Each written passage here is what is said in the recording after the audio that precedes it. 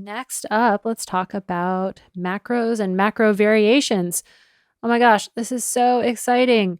Fans of ClyphX and the old Capture plugin, rejoice because now you've got macro variation. So this is the demo and sketch template. So I am loading up something that's already made, but I'll show you how they made this in the template. So this is the key selector. So let me come over here. Now, if I trigger any of these macro variations, I'm going to change the sound. Oh, super duper cool. So with this particular instrument, let's go to the synth. So say I wanted to change the snapshot, or as Live is calling it, the variation, make it a bit brighter. I can click this overwrite macro variation button here, and next time I come back to the synth, it's going to have that same brightness. So cool. So basically, let's go ahead and open this up. Now, still got the chain selector going on here. So if you want to automate these, if you want to do an automation clip, you still have to use the chain selector. So there's no way to automate these launch buttons yet.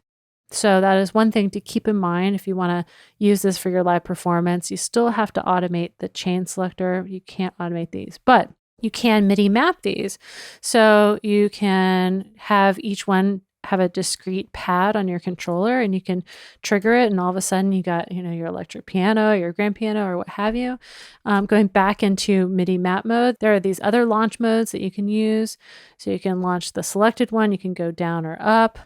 You can scroll up and down. So this is very similar to the master track, going up and down and scrolling on the scenes. And then you can launch the last saved variation here. You can also create a new variation. So for example, if I wanted to bring in, let's see, a wavetable, let's just bring this synthetic strings in here. I'm going to bring this down here. And I'm going to go on 6 here. So I'm going to go to map mode here. And for the instrument selector, it's only going to 5. So I'm going to have it go to 6 here. Get out of there. We're going to create a new variation. And now we're on 6 for this new variation. And, maybe we'll change some of the parameters here. So now